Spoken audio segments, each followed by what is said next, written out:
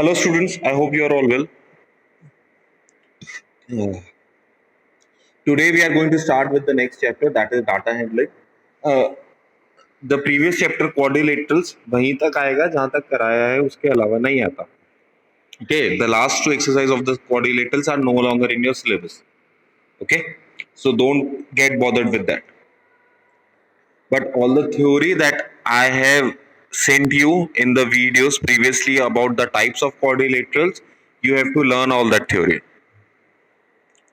Now, in this chapter, data handling, we will first of all start with studying how to read graph. We will have some graphs. It is exercise 14.1, page number 240.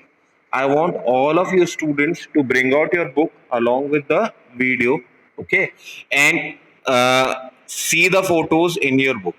The photos I have captured are not very good in quality, but they will do for some time.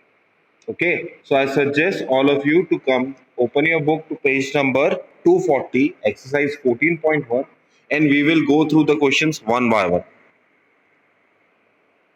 Okay, this is the graph for question number one. Question is the bar chart in the given figure shows the number of students in different classes of a secondary school. Observe the bar graph and answer the following question.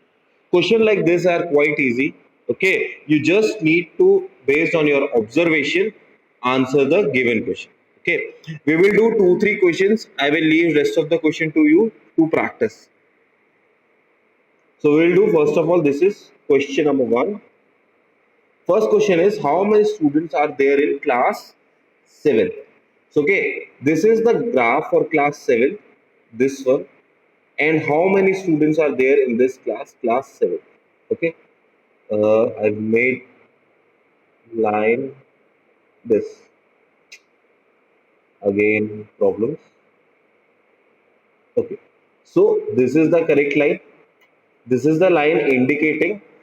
See, let me draw the line for different pen. This red line. Oh, this red line. This red line indicates the number of students in class 7. Okay, how many students is?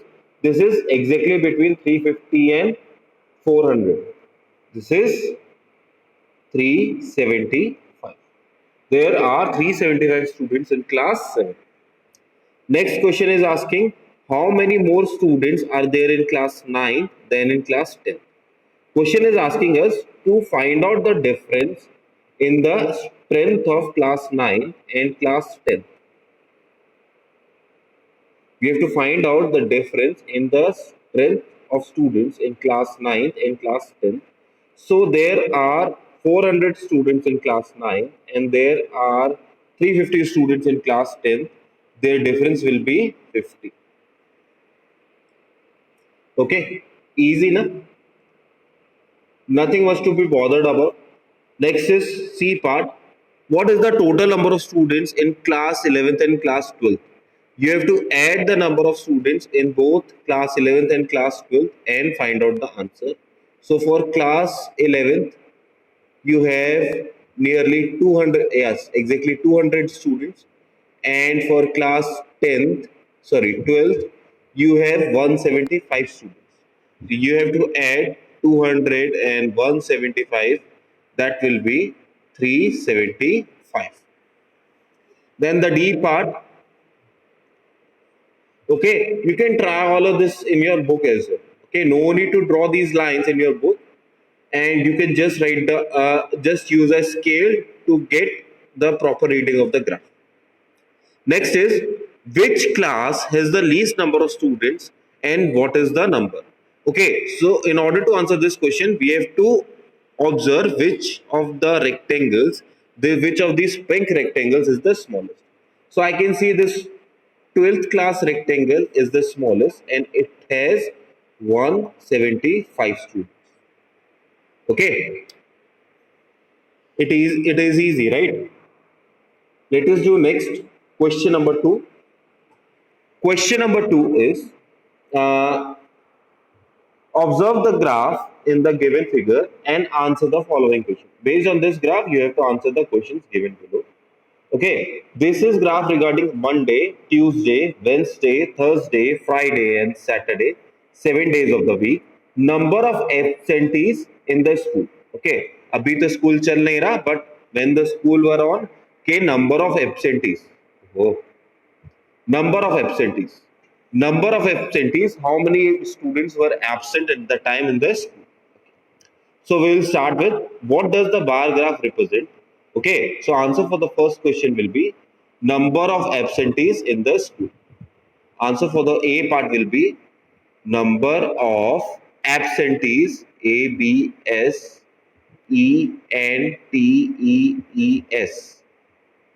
in the school. This is what the graph is representing. How many students were absent on Friday?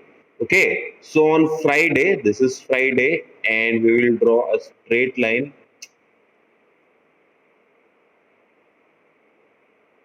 And it is come on to 5. So on Friday, there were 5 absent students. On which day the number of absentees was minimum? So on Wednesday, there were 0 absentees, no graph here, no rectangle here. So it is Wednesday. On what day the number of absentees was maximum and what was the number? Maximum on Saturday. उन्होंने Sunday Saturday का छुट्टी बना लिया. So maximum number of absentees were on Saturday and their number was 40. So answer for B, this is D part. Answer for D part will be Saturday.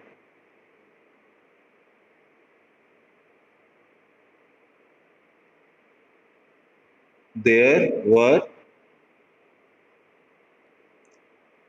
40 absentees.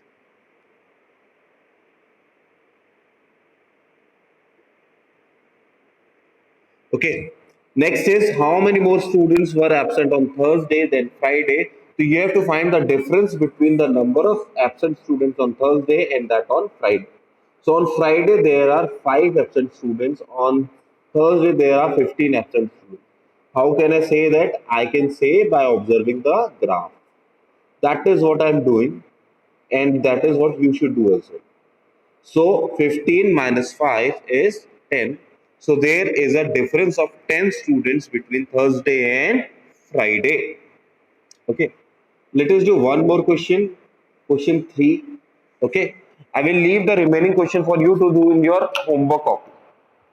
Okay. And how to do this question in your homework copy? You need not to draw the graph. आपको graph नहीं बनाने. You just write down question number A part, उसका answer B part, उसका answer C part, उसका answer D part, उसका answer. Question नहीं write down करना और ग्राफ नहीं बनाना. You just write down the answers to the question. Okay. And if you encounter any problem, kindly contact me so that I can rectify that problem of yours. Then question number 3, that will be on page number 241.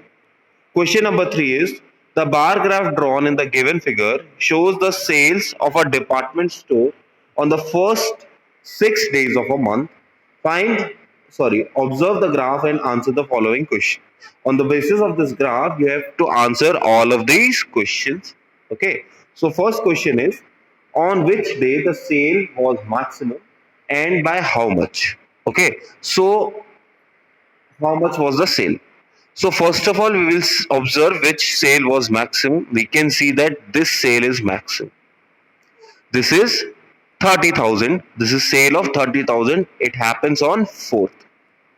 Okay. On which day? So on 4th, sale was maximum and was of 30,000. The answer for A will be the sale was maximum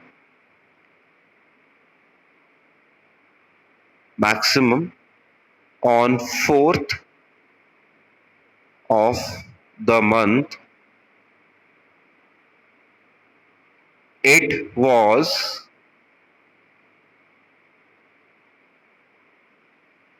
of rupees 30,000. Okay, it was of rupees 30,000. Next is write the amount of sale on the third of the month. On the third, that means third date. On day 3, the amount of sale. Okay, so let us see. This is between 10,000 and 15,000. Okay, so number between 10,000 and 15,000 will be 12500, 12,500. Okay, what I have done is 15,000 minus 10,000 upon 2, and by doing that I get the number. I've taken the average of 15,000 and 10,000. Okay, and by doing that I get the number 12,500 rupees.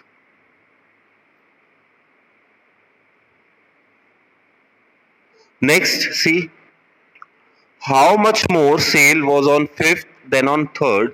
So again you have to define the difference between the sale on 5th, 3rd, that was 12,500, and sale on 5th.